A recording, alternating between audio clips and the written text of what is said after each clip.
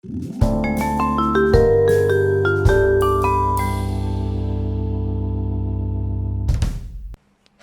welcome to another episode of the Pianoforte Podcast. I'm your co-host Felicia, and here with me is my co-host Audrey. Hi, Audrey. Hi, Hi Fishy. again. Hello again. Hello again. This is an impromptu episode. We were not exactly planning. I mean, do we We talked actually about it, but we were like, maybe we'll record this, maybe we won't, maybe today, maybe not. maybe never, maybe someday, maybe I don't know. But that's always our podcast though. We just record and then we just like We just whack. we just send it. Yeah. So today we're gonna be talking about a little more like personal topic. Mm-hmm.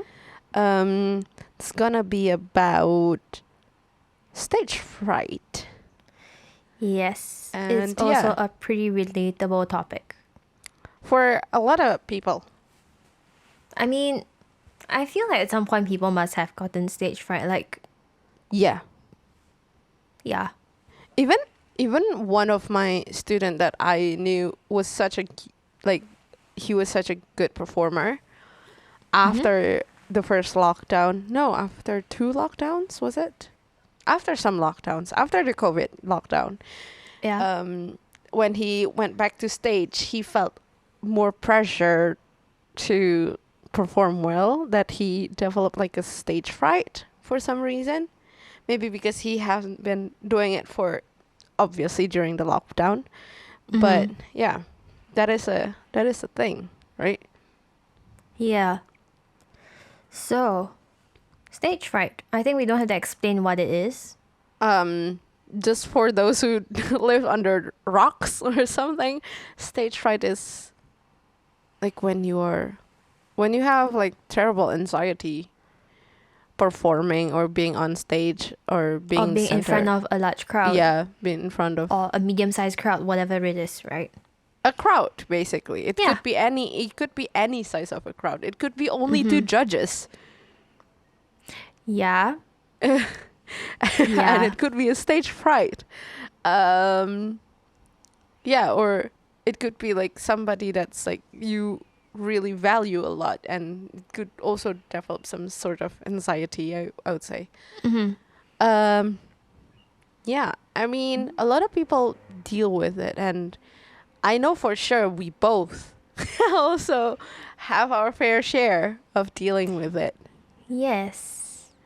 So yeah, I mean, do you notice that you have stage fright since like a long time ago, or when Oh did yeah, I can tell you the first time I had stage fright was basically the first performance I had, like first piano recital.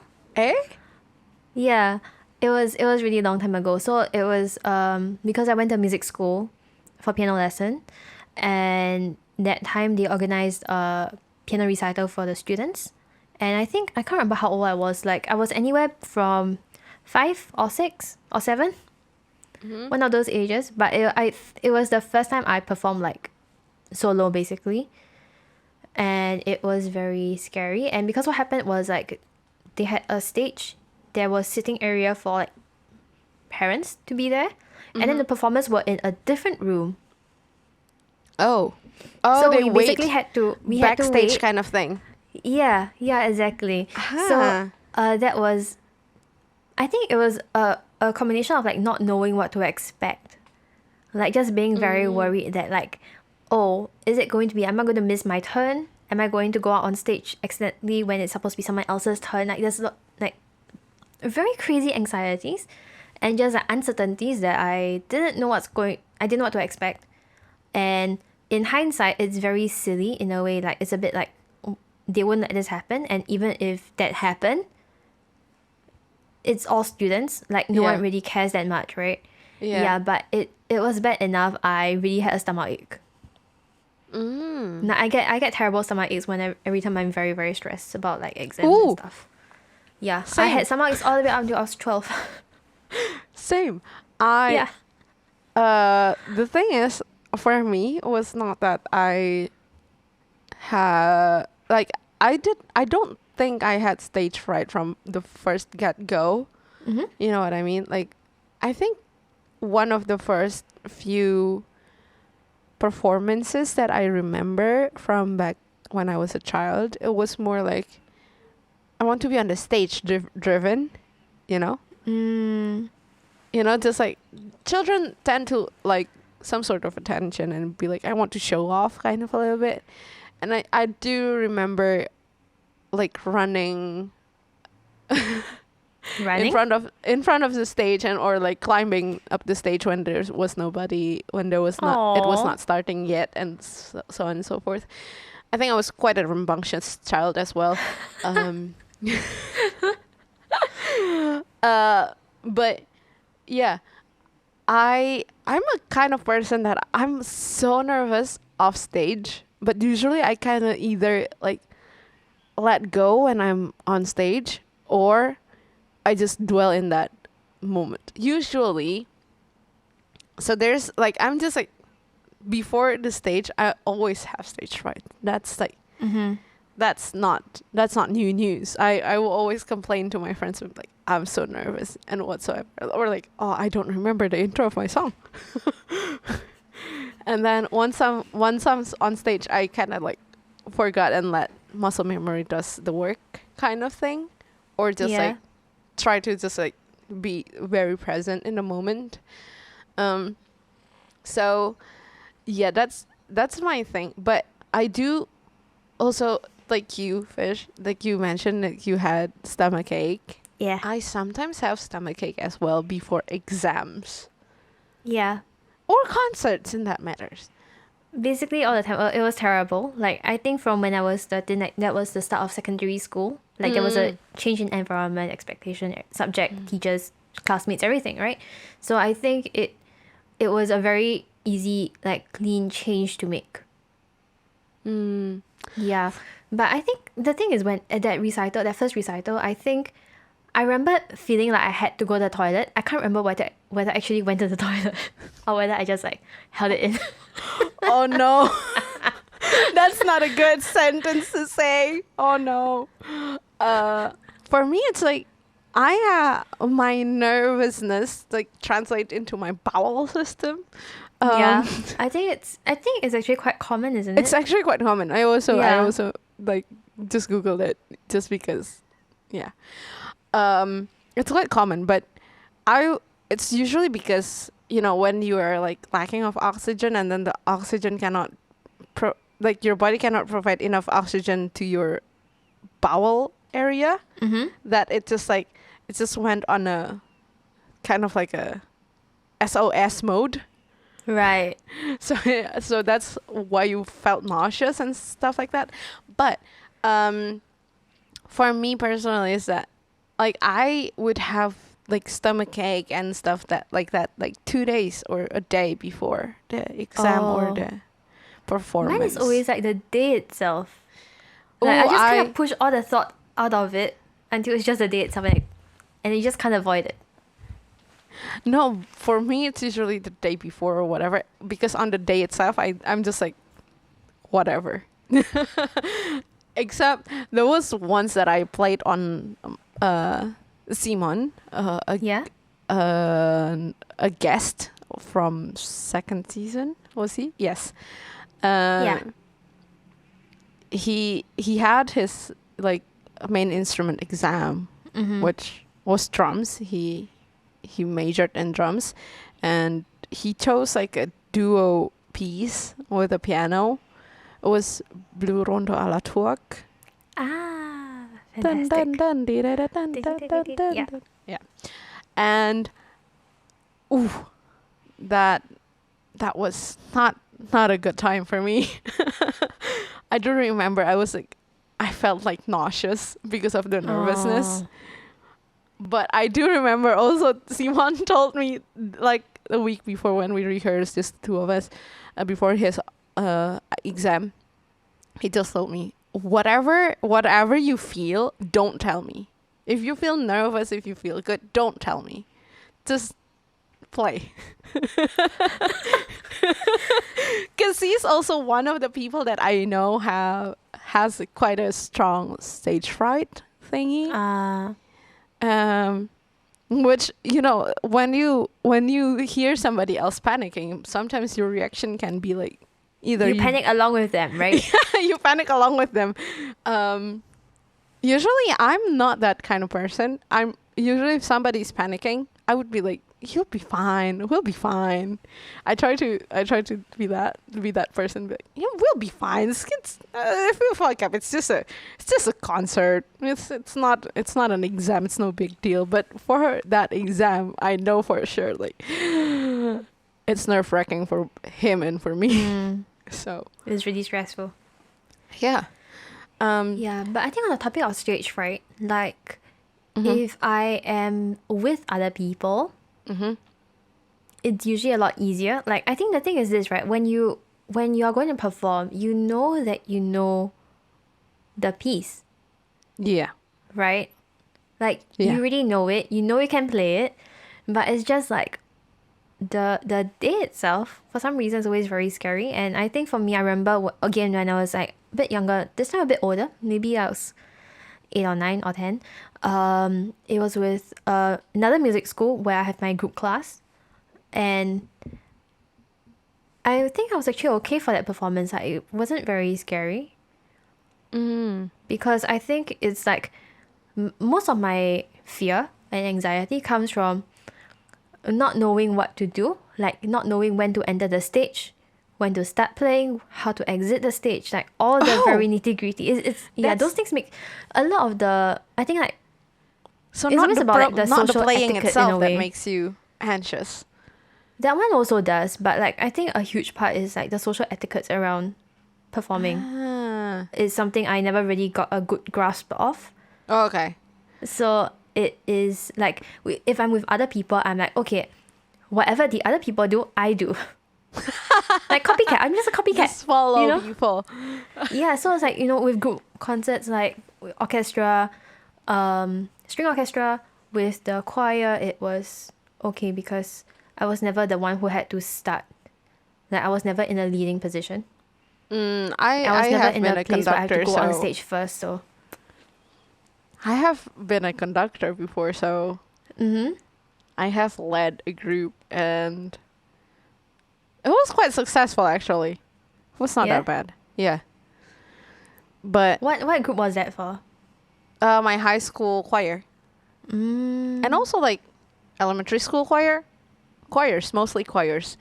And yeah, I mean, I can agree to your point. That's like with a group, it's a lot easier. It's like we share the same thing, and like I think also with the group as well, I try to have the last moment hurrah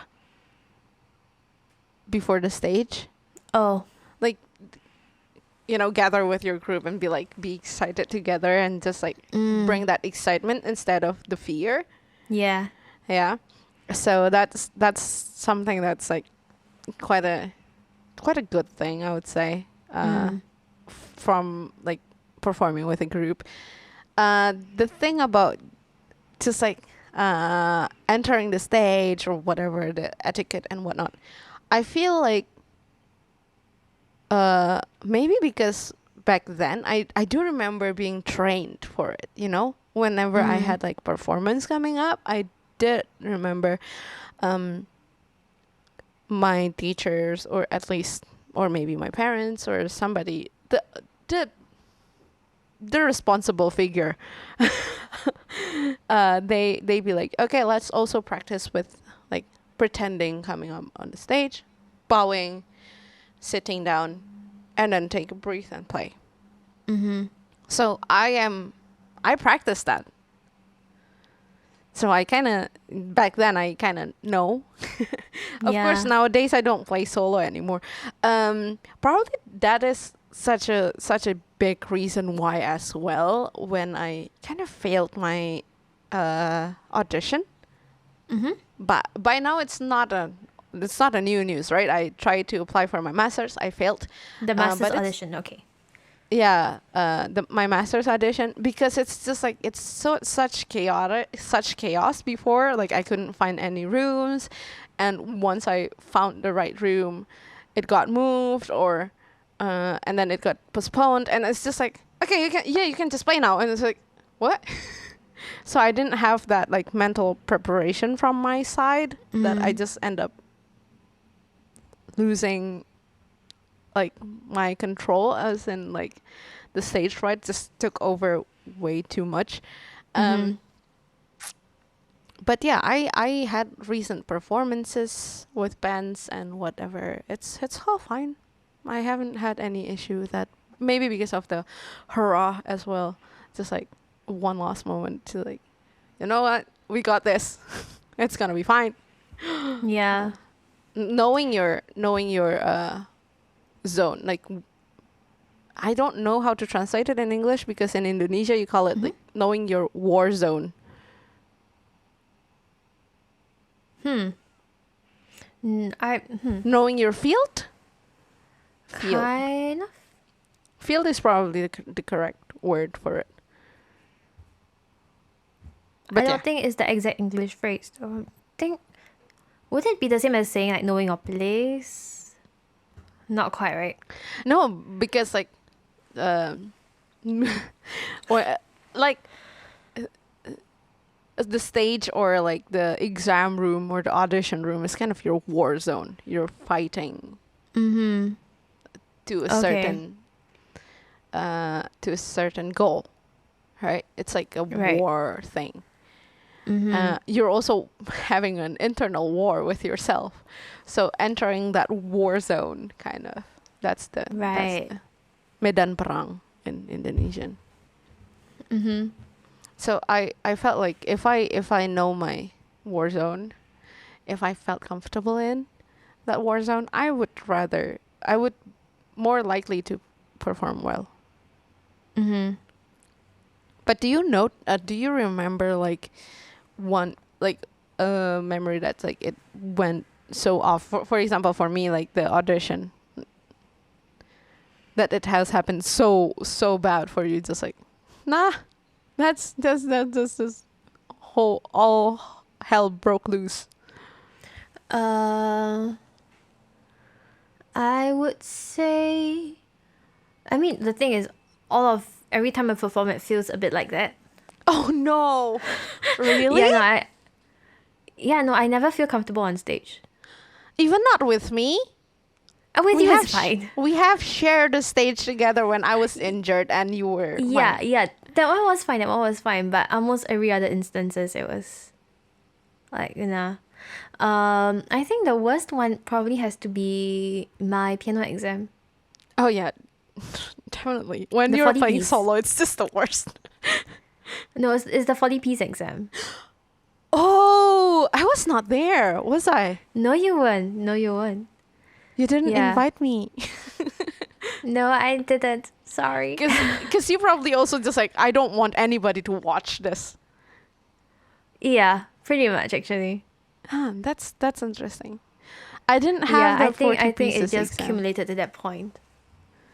I didn't have the 40 pieces exam, so I don't know. You had the 30 piece, and it was in a very different format as well. Yeah, it was all recorded because it was during COVID lockdown.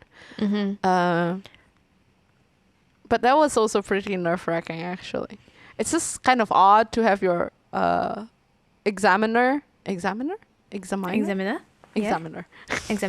I don't know how to pronounce that word. It's fine. English is a weird language. People keep making jokes because I cannot pronounce that word. Oh. Anyway, examiner. It's just like online, virtual, and I'm just like, well, try to play some songs, which I don't know how they heard it. Like if they heard it fine or if they couldn't hear me or whatnot. I assume they could. Yeah, but yeah, it was kind of a different type of nerve-wracking. And also just because I played alone, like with backing tracks and not like with a band, also because of COVID restrictions at that time. It felt so kind of like I don't know how to say it again in English. In Indonesian, you call it like krik krik. Crick, crick. It's like the sound I'm of going a to Google cricket. Translate. It's a sound of cricket, like Uh-huh. like that. Awkward. It's like awkward. Right, awkward. Yeah, Yeah. awkward, that'll be it. But awkward also doesn't seem to describe it as much as crick crick. It's just like you're just alone, and the audience It's is an like, awkward silence. yeah, like the awkward silence is just like so empty-ish kind of awkward. Yeah. Yeah. Yeah. So that is that I remember. But I mean, you said that you pretty much every time that you perform, you have Yeah, no, stage the fright. thing is every time I have to perform, like pretty much the entire day before that, I can't really get anything productive done. Oh, And the next day after, I cannot do anything productive either. what? It takes so much it gets mental pretty stress. bad for me. So at some point, I'm like, nah, I can't just keep doing this. Does it take that much like mental Yeah, like it does. capacity? Okay. It takes a huge mental capacity. Yeah, so a lot Oh. of time before I perform, I almost always, I don't know, like I remember spending quite a lot of time alone. Mm-hmm. Like just needing to find a kind of like inner calm. I don't know how that works. But yeah. Of just doing nothing, of just trying to find myself, guiding myself into the right zone for performing. Doesn't always happen. Sometimes it happens, sometimes it doesn't. But That's interesting. yeah, it's a huge mental stress for me. I like to surround myself with people before I perform. I don't know if this is related, so I'm going to veer off into a different, like slightly different area. So you know, sometimes when you're in school, I don't know whether you have this, but once in a while, like a teacher would be like doing a kind of exercise with us, and they'll be like, okay, here's a quiz, and then before the teacher gives the quiz back to us, they'll be like, okay, how much do you think you scored for the quiz? Have you had that kind of thing? Not really. Yeah, no, because what happens is, for me and a lot of my classmates, we tend to underscore ourselves. We always think that we do worse than what we actually get. And I think for me, it's something related to like the stage fright thing that we're talking about. So you're undermining yourself, kind of. Yeah, kind of. Like I never really know how much is enough. I mean, I don't. It's a bit iffy, but I don't know. It's a bit like, I mean, obviously sometimes it's also hard to gauge if you don't know the war zone, as I said to you. Yeah. It's a lot easier for me at least, to make a whole crowd that I don't know get excited just by like jumping around and like clapping to a song, rather than pleasing two judges, for example. Yeah. For me, I would rather play in front of a unknown crowd rather than like two judges. So, Right. like the thing that you say about like what is enough and what is not enough, I think I know the public a little bit better than Right. like, yeah. random judges, you know. Yeah. Even though it's both random, Mm-mm. you know. But I mean, they're looking for different things, right, in the music. Yeah. I Yeah. Yeah, I think for me, the other thing is growing up, I had a lot more performance opportunity for exam rather than recital. I had both, luckily enough. Yeah, I think it felt to me like I was preparing more often for an exam than recital. So I think that's part of the thing for me as well. Then because the mindset is also very different when you're going for a recital versus an exam, right? Like Yeah, it is. It should feel kind of like the same thing. Like now I think about it, but it just never does. It should, but it also doesn't for me. My brain is also like went two different directions, performing for like an event, like a crowd, and for like two people. It's kind of Yeah. I'm Nah. more scared with like small audience number. But I think I got more used to an exam format where it's just you and the examiner. Just from experience, I just got more used to it. It doesn't matter how many exams I've played for. I don't feel comfortable when it's only the examiner in the room. I don't know. I like to have like the energy of like supporter kind of feel. Mm-hmm. Yeah. Maybe because also the background that I had previously mentioned in previous episode, maybe previous, maybe later episode, we don't know. We had a guest that is my childhood friend from my piano course. Long story short, from that piano course, the recitals, it's not always about the technical stuff. Sometimes it's about how you sell it. Maybe you wear like a costume to go along with it. Maybe you do some other performances to go along with it. I have played a piano. Oh, yeah, I have played chopsticks, like the song chopsticks. Oh, the fun one. Yeah. There's a like a mishmash version with like some kind of classical music into it. But it's a cute song, and I did play the chopstick part with like actual chopsticks on the piano. I probably broken the piano a little bit. I didn't hit it that hard actually. But yeah, that was one of the funnest like experience that I can remember from like my childhood-ish performances. I was already like good 15 or 16 years old actually back then, or 17 even. I just like, oh yeah, that was fun. I had fun, and I do notice like when I had fun, it's the best outcome. Yeah. Yeah. That's also like a thing that I learned because our friend here, Neddy, he's a guitarist in our school, and he always say like, Audrey, you always say that you're nervous, but once you're on stage, you just do so well. And I was just like, well, first of all, I just fake it. On stage, sometimes even though I'm still nervous, I just fake it out and be like, I know what I'm doing, and pretend that you sell it, It's like a performance. You need to sell the performance. You don't necessarily have to sell the music only. But on an exam, you sell the music.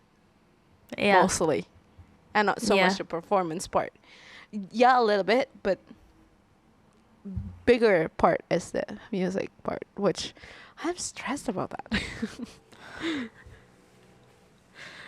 Yeah.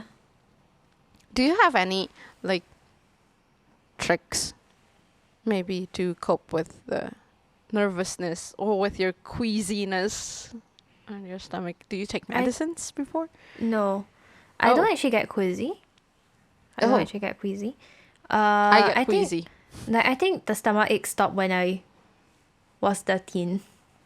Ah, Yeah.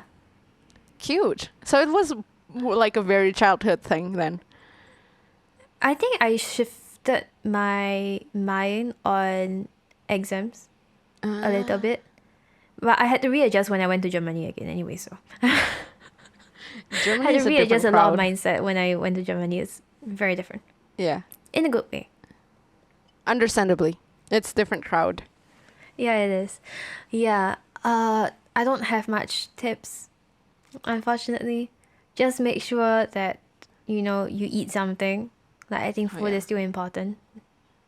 I heard eating certain foods such as bananas and chocolates help for the nervousness. I mean, I would definitely eat chocolate. I mean, chocolate is daily nutrients. It's a bit of a comfort food, Like, Yeah. it's tasty, it's sweet. I think the sweetness helps. Right, probably, yeah. I mean, definitely do not drink coffee before something Nah. nerve-wracking. It will only make your heart beats faster. Doesn't Right. help much. Or like something too salty as well. Really? Salty? Why? Yeah, because I think salty foods makes your... It could... Does it have to do something with blood pressure? I have no idea. And like it also makes your cardiac activity a little bit higher. It's just like caffeine does. Maybe? I'm not so sure. I'm not so sure. We are both not physicians. Yeah, I was actually hoping to get more tips from you actually on getting not nervous. not so much not getting nervous because I think we get nervous, but how to kind of manage it. Me, talking usually. Talking to people. Yeah, shaking it out. I shake like crazy, like, Like dance? yeah, dance, and also just like plain shaking like this, like just shake your hands and just like shaking your hands, shaking your limbs, basically, just like to get the blood to the tips of your fingers because we're pianists, duh. Yeah. And I mean that shaking thing I actually learned from a fellow alumni named Emmy. Ah. Yes, Emmy. She's a singer. She was our senior, right? Yes. Senior for you as well, right? Yeah. Yeah. Okay. Yeah. She told me that just shake it out, Audrey. And be like, she gave me that exercise, and I don't know if she actually used it for herself or for her students, but she gave it to me, and I did, and I felt good about it. And it's something you do every time before you go on stage now? Not every time, but I try to. Like if I notice, I need like blood supplies there, then I either like kind of like, I don't know, play with like something like that's squishy. Oh, the squishy ball? Yeah, like stress ball, something like that, or like just squish my arms, just my fingertips, so that there's more blood coming to it. Shake my hands, plural, legs. Also, I heard from another fellow singer, like another singer from our school, Katarina. She gave a tip that if you felt like sometimes when you're nervous, you feel like you lost your ground. Just pull you pull yourself back in, like as in like try to feel your legs more, try to feel the ground more. I think that's So very it's quite useful. a lot of like body awareness. Yeah, try to like gravitate your body a little bit more. I think that's really helpful if you're standing up, but if you're sitting down on the piano, I haven't tried that kind of mindset. I try to be more like just like be present, be aware of what's surrounding, and less on the nervousness, but like more on the like, oh yeah, I'm gonna play this tune, like, and then go with kind of with muscle memory. No, I think, okay, I just wanted to backtrack a little bit because I realized that just now when I said stage fright for me was largely on the social etiquette side. Realized now that it's actually not very true. Well, It's also just about playing in general that makes me nervous. okay. What? Yeah, I mean, I like playing on stage, like but I don't like if somebody be like, oh, can you play something for me? I don't generally like to do that. You know, when somebody just be like, oh, can you play something? And I'm just like, I'm not in the right mindset. There are people who love that. Who love to say, oh yeah, sure, I'll just play something for you. You do you. I don't like when people be like surprise me with that kind of like thing. It's like, yeah, just play something. I'm like, no, I can't. My brain is not. I like to. That's what I said. I trained myself already. Like, I'm gonna go up stage, maybe like do a little curtsy, bow down, and sit on the piano and take a breather and then play. So like I like to go into that mindset that like I don't know. So like if you just say about performing in general, like if for example I'm practicing and then suddenly somebody come be like, oh, can you play that for me? I'd be like, no. No, thank you. I'm not so much into like sudden performer. You know what I mean? I Yeah. like to kind of, You like to be prepared. yeah, You like to have the preparation time. yeah. I like to have my buffer time in terms of like navigating between not performing and then performing, and it takes a while. Yeah, of course.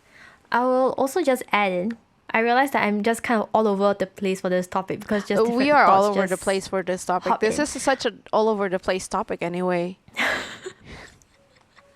Yeah, I think the other thing for me about performing is, I am okay once I'm generally okay once I make one mistake. Oh, it's like Yeah, like the whole from part, I'm just always very nervous about. I think it's just Getting it not wanting to make perfect. mistakes, uh getting it right, getting everything right, even though like what is necessary, right? But once I make the first mistake, I'm usually a bit more relaxed. Depends on circumstance, but that's usually mean- true for me. it depends on the circumstance. Usually I'm like if I'm already making one mistake,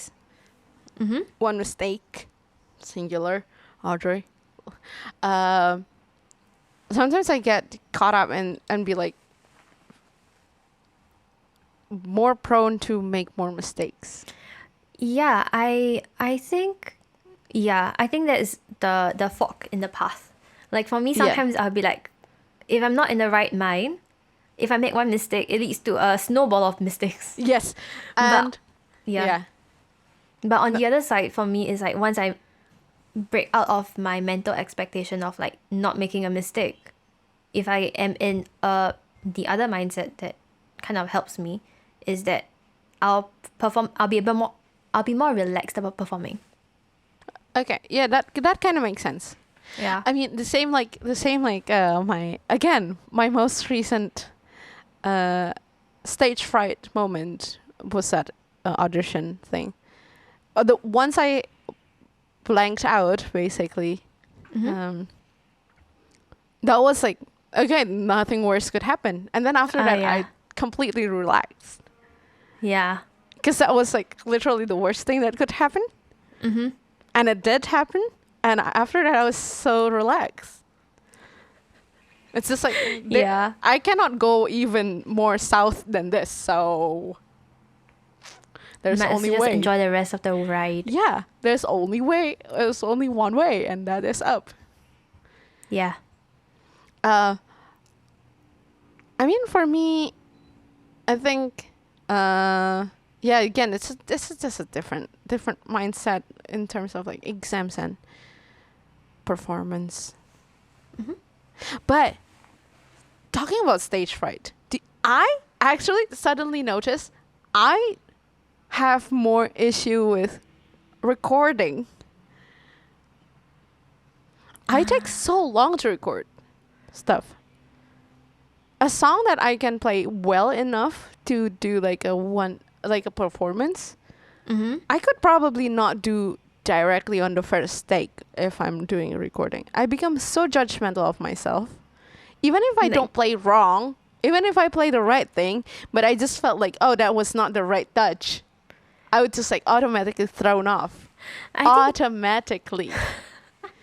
Yeah, I think that's the thing also, right? Like, also when you're recording, I think you tend to hear everything, all the details much clearer. Yeah, because after you stop, you listen to recording. Yeah, and I think it's also a different thing when you're in concert, because if it's in concert, it's usually an experience, right? Yeah, like experience that's again what you're one selling. time, and then and then whereas if it's a recording, you know that people are going to likely listen to this over and over and over again. So it has to be perfect. So you want as many things to be right as possible, and Yeah. that's kind of different. Even if I record like part by parts, for example, sometimes I still get like, I don't know, so nervous. Even that I know, like, I'm just gonna do like this 8 bars. Because sometimes I record for like synthesizer stuff and it's not like a full on piano stuff, you know? Mm-hmm. It's just like probably like a riff or something. Yeah.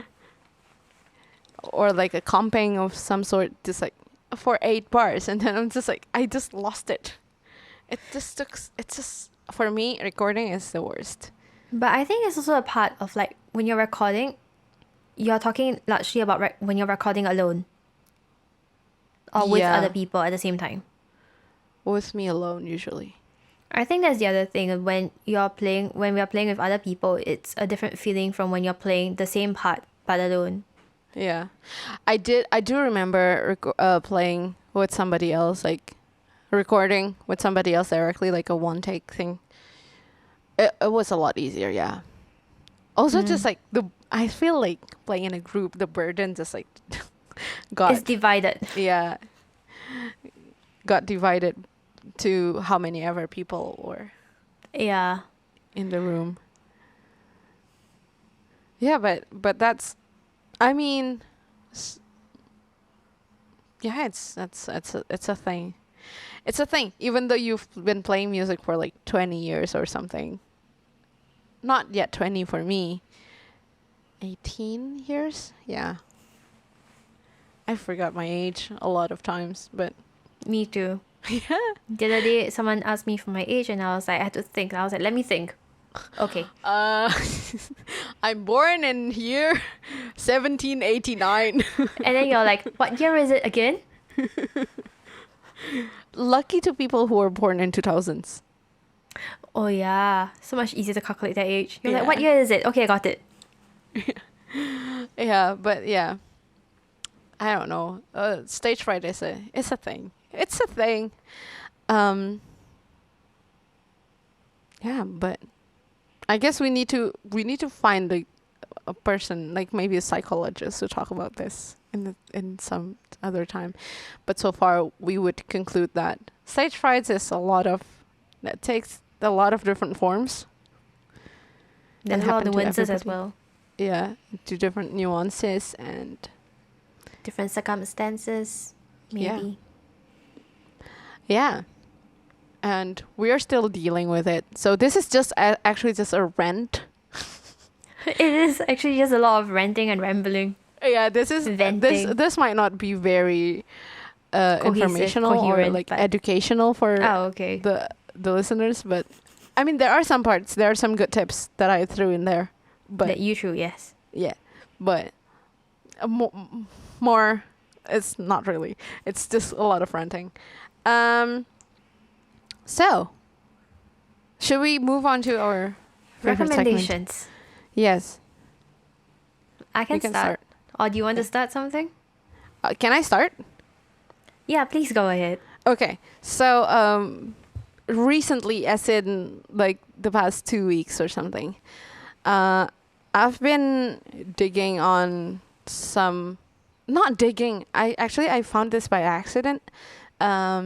So I've been listening to more like musical theater stuff again, and I mean I don't know if anybody have been aware of this Broadway.com